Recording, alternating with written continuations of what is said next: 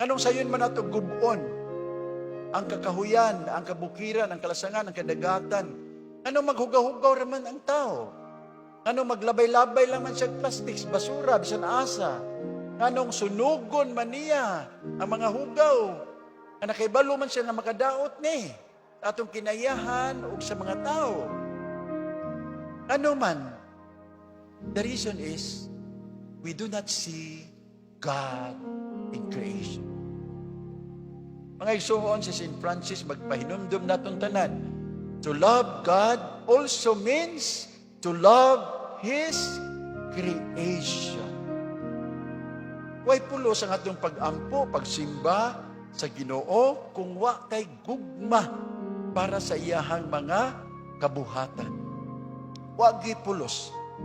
Because when we destroy creation, we are hurting the Creator.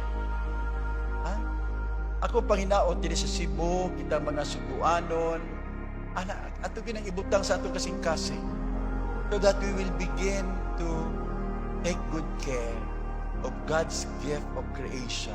No? Eh pagkanindot sa Sugbo, sayang kaayo atong gubon, daghan na tagipanghimo nga nakadaot sa atong kinaya. Ang pagpamutol sa mga kahoy, ang pagguba sa atong kadagatan, ang paghugaw sa atong kinayahan, daghan na kitang gibuhat.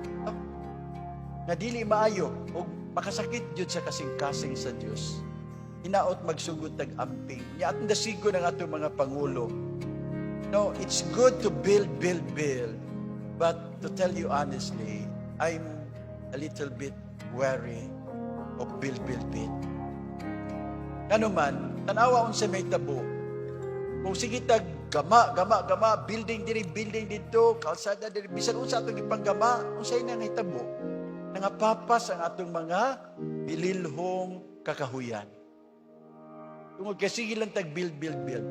Ang importante una ato sa una, sustainability. Kini atong ipangbuhat, sustainable ba ni? Makapalungtad ba ni sa atong kinabuhi o makadaot ba nato? Now in the long run, palanglitan kanang reclamation, I'm not totally against it. Pero daghan anang ato mga reclamation, makadaot daya. You just don't know it. Asa man ang yuta nga atong gibutang dinha, itabon sa dagat. Asa nato kuhaan? Gaguba pud ta og laing lugar. Di ba?